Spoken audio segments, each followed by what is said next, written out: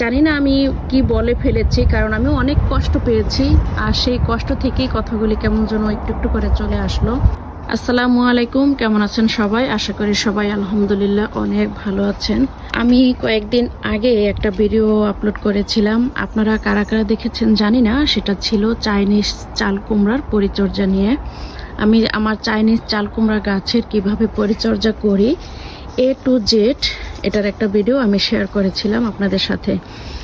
তো সেই ভিডিওটা দেখেছেন অনেকেই, মাশাআল্লাহ আপুরা ভাইয়ারা অনেকে ভালোবাসা দিয়েছেন সেই ভিডিওতে। তো সেখানে কয়েকটা আপুরা আমাকে এসে নানানভাবে কয়েকটা কথা বলে গিয়েছে। তো আমি সেগুলি আমার মুখে নাই বা নেই, আমি আপনাদেরকে স্ক্রিনশটের উপরে দিয়ে দিব। আপনাদের কাছেই আমি প্রশ্নগুলি রেখে যাচ্ছি আর এর উত্তরটা আপনারাই দিবেন। তো আমার সেই চাইনিজ চাল কুমড়ার গাছটা এই যে আমাদের যে শেডের উপরে এই কর্নারে এখানে গাছটা ছিল। আপনারা যারা ভিডিওটা দেখেন নাই দুইটা মিলে দেখে নেবেন। এইখান থেকে গাছটা এই যে পর্যন্ত ওঠার পরে আমি 1G কাটিং দেওয়া পর্যন্ত আমার ভিডিওটা ছিল। তো সেখানে অনেক আপুরাই বলছে আমাকে অনেকভাবে যে এটা চাল কুমড়া না, এটা মিষ্টি কুমড়া, আমি চিনি না। তো ওইসব ভাষাগুলি আমি নাই বা বললাম। আমি আপনাদেরকে দেখানোর জন্য এই যে একটা সিঁড়ি নিয়ে নিচ্ছি, কারণ যেহেতু চালের উপরে উঠতে হবে আমার এটা দেখানোর জন্য, আমি তাই এটা দেখানোর জন্য আমি চালের উপরে উঠতেছি। দেখেন মাশাআল্লাহ, এই যে দেখেন আমার চালের উপরের গাছ। এখানে চালের উপরে লাউ গাছও মাথাগুলি সব অনেকগুলি চলে আসছে। আর এইদিকে এই যে চাল কুমড়টা দিয়েছি। এখন আমার যে প্রশ্নটা আমি আপু তোমাদের সবার কাছে রেখে যাচ্ছি, এইটা কি মিষ্টি কুমড়া বলো? তোমরাই বলো এটা কি মিষ্টি কুমড়া? দেখো, আর কয়েকটা আপুরা বলেছে যে এটা মিষ্টি কুমড়া। আমি তাদের কাছেও যে জানতে চাই এটা কি মিষ্টি কুমড়ার পাতা? আমাদের বাংলাদেশে মিষ্টি কুমড়ার পাতা কি এরকম? মিষ্টি কুমড়া গাছও কিন্তু আমার আছে বাগানে, আমি সেটাও সামনে গিয়ে আপনাদেরকে দেখাচ্ছি। তো আগে এটা দেখাই নেই। তো এখন আপুরা তোমরাই বলো। এই যে দেখো, এই যে দেখো আমার চালের উপরে একটা না কয়েকটাই হয়েছে। তো এটা যেমন একদম আমার সামনে হাতের কাছে, তাই এটা দেখাচ্ছি। আর একটা ওটা আমি বীজ রাখার জন্য রাখছি, জানি না বীজের জন্য হবে কিনা। তারপরেও এই যে দেখো, আমি জুম করলে দেখা যাচ্ছে, দেখছো? এই যে একটা, আর আরো একটা আছে, পাতায় পুরা ঢাইকা আছে, বোঝা যাচ্ছে না। এখানে গাছের থেকে না পাতা পড়ে, উপরের থেকে পাতা পড়ে, আর সেই পাতাগুলি পড়ে এমনভাবে হয়ে আছে মানে দেখা যাচ্ছে না, পাতার ভিতরে ঢেকে আছে। আর আমি উপরে যাইতেও আমার ভয় লাগে। এই শ্যাডের উপরে আমি কখনই যাই না। আপনাদের ভাইয়া এটার উপরে লাউ বা কুমড়া যাই হয় না কেন, আপনাদের ভাইয়া আমাকে আর কি পেরিয়ে এনে দেয়, কারণ আমার ভয় লাগে, আমি এখানে উঠতে পারি না। তো এই জন্য আমি সিঁড়িটা দিয়ে এই পর্যন্ত উঠে আপনাদেরকে দেখাচ্ছি। এখন আপুরা এই যে এটা বলো, এটা কি চাল কুমড়া নাকি মিষ্টি কুমড়া? তোমাদের কাছে প্রশ্নটা রেখে গেলাম। তো চলো এখন আমি সবাইকে মিষ্টি কুমড়া গাছের কাছে নিয়ে যাচ্ছি। এটা আমার পিছনের বাগান, যারা আমার রেগুলার ভিডিও দেখেন তারা তো অবশ্যই জানেন এটা আমার পিছনের বাগান। আর এখন আমি চলে যাচ্ছি আমার সামনের বাগানে, কারণ আমার মিষ্টি কুমড়া গাছ আমার সামনের বাগানে লাগানো। সকালবেলা অনেক সুন্দর বাতাস, অনেক ভালো লাগতেছে, সুন্দর একটা রৌদ্র উঠেছে, খুব ভালো লাগতেছে, আর অনেক বাতাস। এই যে দেখো আপুরা, আমার বাগানে কিন্তু আমি অনেক রকমের গাছ লাগাই না, নানান রকমের গাছ আছে।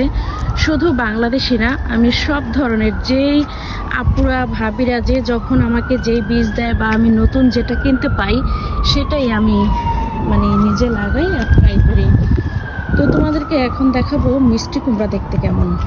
এটা আমার সামনের বাগান, আর এই যে আমার সামনের বাগানটাও কিন্তু অনেকখানি জায়গা নিয়ে, পুরা বাগান জুড়ে আমার নানান রকম সবজি গাছ কিন্তু এখানে লাগানো।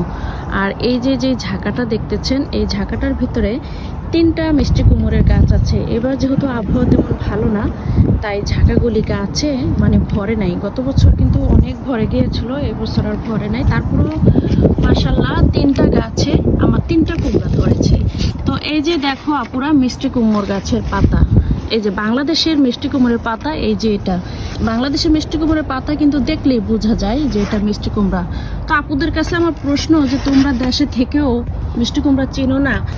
এই যে এটা আমাদের বাংলাদেশি মিষ্টি কুমড়া। বাংলাদেশি মিষ্টি কুমড়া কিন্তু দেখতে কালারটা একদম সবুজ হয়, আর এই যে দেখো মাশাল্লাহ আমার একটা ছোট্ট একটা গাছে একটা মিষ্টি কুমড়া ধরেছে, আর ধরবে কিনা আমি জানি না, ফুল আসতেছে দেখা যাক। আর ওই গাছে, এটা অন্য দেশে একটা মিষ্টি কুমড়ের গাছ, আমি জানি না কোন দেশে, আমাকে একটা ভাবি বীজ দিয়েছে, আমার নেইবার ভাবিকে অনেক ধন্যবাদ আমাকে বীজ দেওয়ার জন্য। তো সেই ভাবি আমাকে বীজ দিয়েছে। দেখেন এই কুমড়াটা কিন্তু মানে কেমন যেন একটু মানে সাদা সাদা হালকা গ্রিন, খুব সবুজ না, এটা একটু সাদা সাদা মিষ্টি কুমড়া। এটা চোখলাও কিন্তু অনেক পাতলা। কুমড়াগুলি মাশাআল্লাহ অনেক বড় বড় হয় আর খেতেও কিন্তু মজা হয়। তো দেখো আমার বাগানে কয়েক রকমের মিষ্টি কুমড়া গাছ আছে। কিছু কিছু আপুরা আছো ভিডিও না দেখে শুধুমাত্র এসে একটা কমেন্ট বক্সে মন মতো ইচ্ছে মতো যা মন চায় লিখে দিয়ে চলে যাও। আসলে এটা ঠিক না। ভিডিও প্রথমে দেখবা, তারপরে ভিডিওতে কি আছে দেখে শুনে তারপরে সুন্দর একটা কমেন্ট করবা।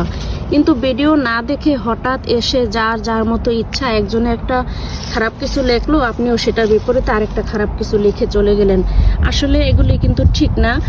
আর অন্যকে কোনো কিছু বলার আগে একটু ভেবে নেবেন। কাউকে কিছু বলতে গিয়ে নিজে তো ছোট হয়ে যাচ্ছেন না তো?